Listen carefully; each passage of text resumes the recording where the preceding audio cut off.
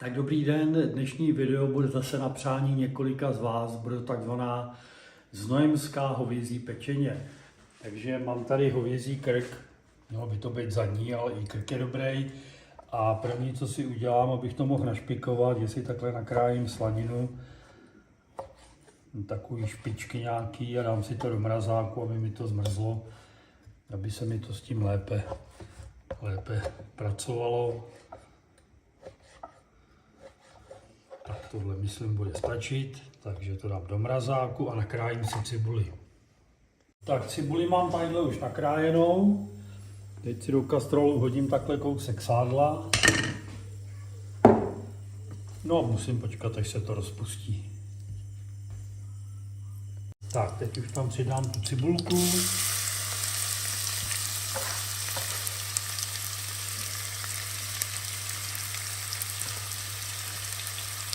No a tentokrát hezky do zlatohněda, jo?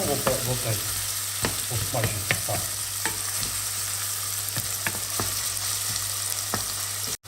Tak, takhle se mi to tady dělá, vidíte, ze začátku.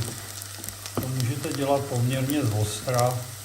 Když to začne barvit, tak je lepší si to, nebo je to nezbytný, bych řekl, si to stáhnout a vydělávat tu na barvu velmi pomalu, aby se vám to nespálilo. Vidíte, už to začíná chytat barvu, takže já tomu uberu, řekněme na tu pětku, to trošku tak.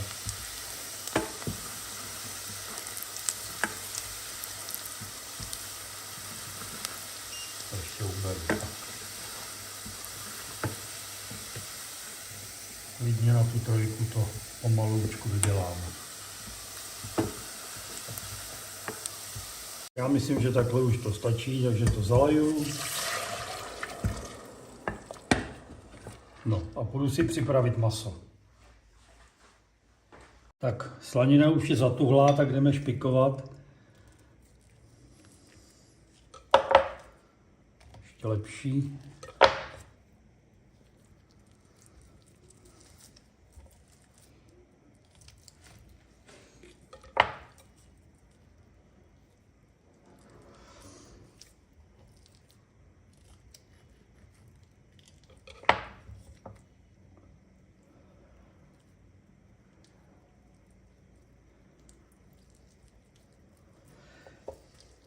Nějak to tam nejde. Tak, teď už to půjde. Tady jsem si přivez z práce soupravu nožů, mají letitej. To jsou souprava nožů, který jsem si někdy v roce 72, což už je minulý století, koupil v Mercury asi za 4900 korun, což byly tenkrát strašný peníze. No ale vydrželi mi celý život a docela jsem se s nima i slušně živil celý život, takže jsem jim vděčný. No. Byla to dobrá koupě.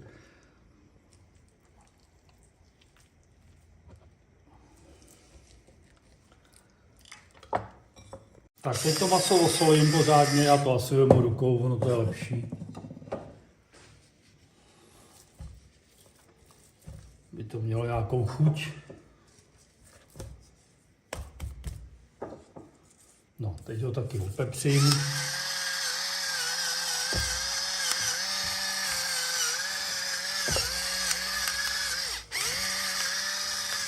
No, to, co mi napadalo takhle vedle, takhle tím masem pozbírám.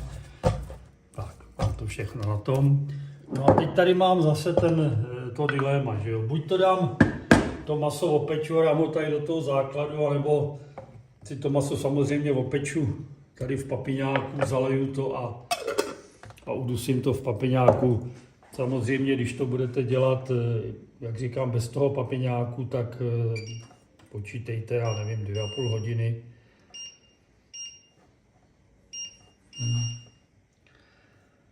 Tak, furt si s těma kamlama nějak nerozumím. Že to opeču.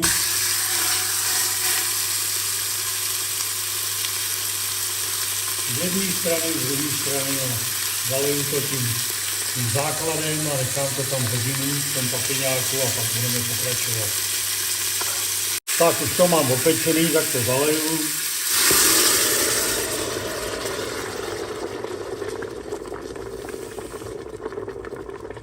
Ještě maloučku vypláchnu. Já jsem to samozřejmě ten základ zalejval vývarem, tak jak si vždycky děláme, ale tohle je jenom trošku vody, takže to tam takhle přidám.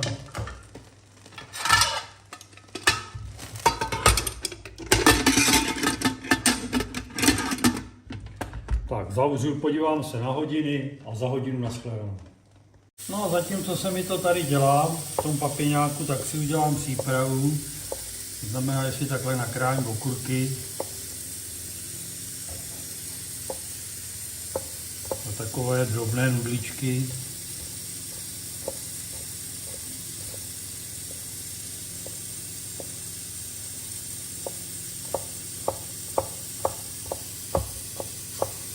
Takže okurky mám takhle nakrájený, dám si je takhle na talířek. Zase jenom příprava.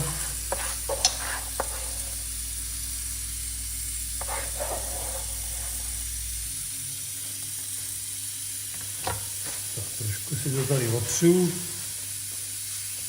A ještě si nakrájím, tady mám slaninu. Takové drobné nudličky. Nudličky, kostičky. Kdyby to byly nudličky, jaký by se nic nestalo. Kostičky jsou lepší, tady ještě kousek.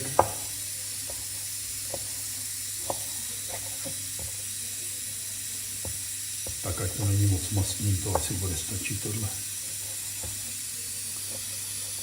Tak se na to podívám.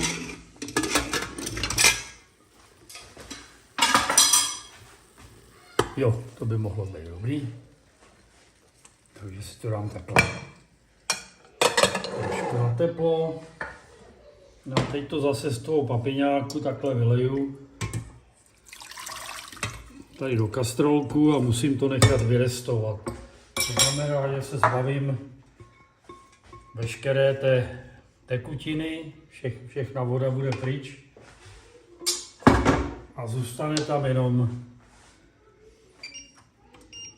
ta vyrestovaná chuť z toho masa, cibulky a to bude chviličku trvat, se to rychle vyvaří a pak zase teď můžete rychle, ať se to rychle vyvaří a pak opravdu na tu štyrku a pomaloučku vyrestovat do tuku. Tak vidíte, takhle rychle už se to vyváří a ještě to může nechat chvíli běžet naplno ten sporák. No a na chvíli se ozvu a stáhneme to a budeme to dělat pomalu. Vidíte, jak to hezky zhoustlo. Teď tady mám opravdu, to mám na tu 5. No a pomaloučku, až se začne oddělovat tuk úplně od toho, tak tam přidáme mouku, vývar a budeme to dodělávat.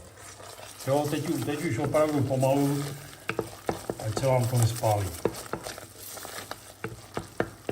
Takhle pomalu jsem to vyrestoval, ten tuk už je jaksi se z toho vyrestoval.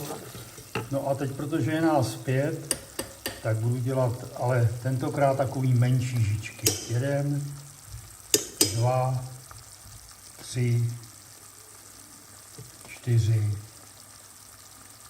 5. Tak. No a zase to zarestuju.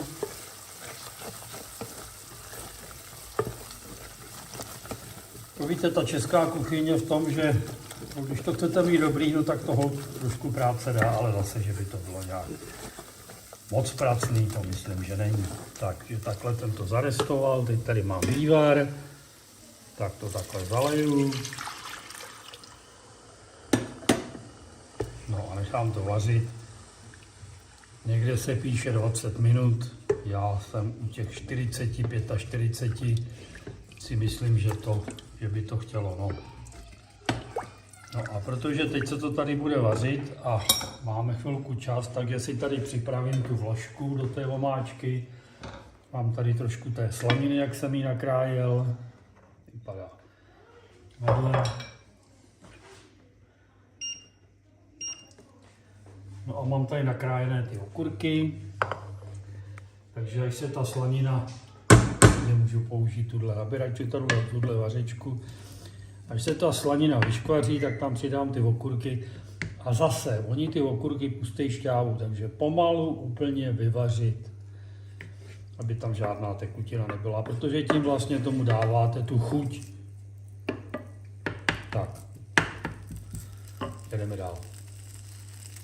Tak, vidíte, slaninu mám rozpuštěnou, tak do toho přidám ty okurky. No a nechám to dusit pěkně pospolu. Tak ta omáčka se mi tady takhle hezky vaří, takže to trošku jenom metličkou tomu trošku pomůžu. Aby se ty případné hrudky rozbily.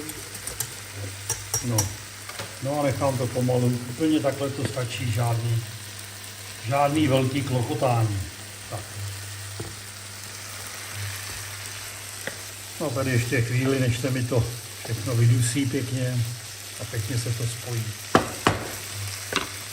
A teď mám chvilku času, takže si takhle nakrájím to maso.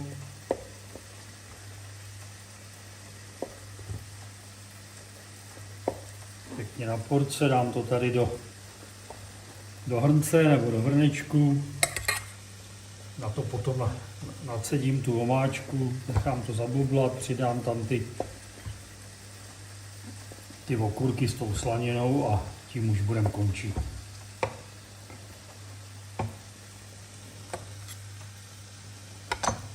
Tak, tohle samozřejmě můžu hodit ještě do té šťávy, ať se to tam vyvaří, takový ocintky. Tak, tohle, co mi pustilo to maso, samozřejmě taky nevyhodím. No, a teď už pomalu jdeme do finále. Teď už je to jenom o tom nechat to hezky provařit. Takhle už to vypadá, už je to provařený. Ochutnám, nechám to být. Předsedím to na to maso.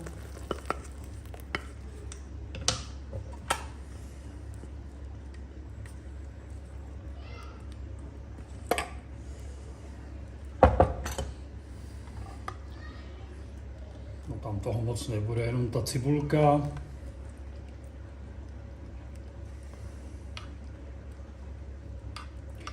No, necháme to zavařit.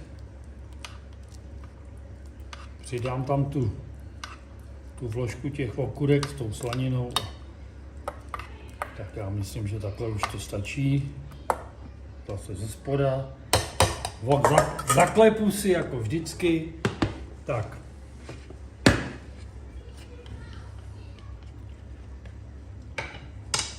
Přidám tam ty okurky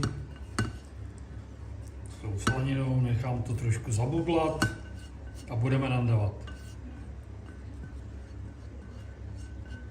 Který se tam držej, nechtějí ven. Tak už je to dobrý. Tak vidíte, takhle se to hezky zavařilo. No, teď už to vypnu takhle všechno.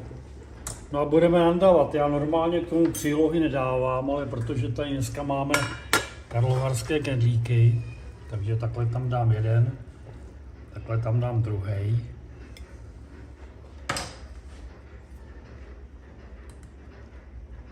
No a jeden kousek masa, druhý kousek masa, takhle tu šťavku na to.